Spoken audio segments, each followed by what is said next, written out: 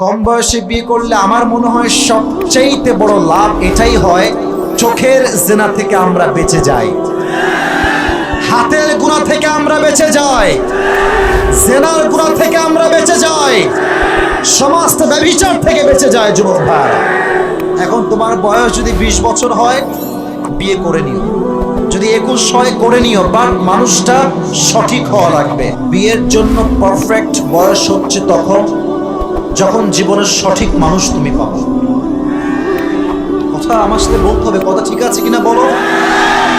বিয়ের জন্য পারফেক্ট বয়স যে 20 তা নয়, বিয়ের জন্য পারফেক্ট বয়স যে 21 তা নয়, বিয়ের জন্য পারফেক্ট বয়স যে 22, ইটস নট লাইক দ্যাট।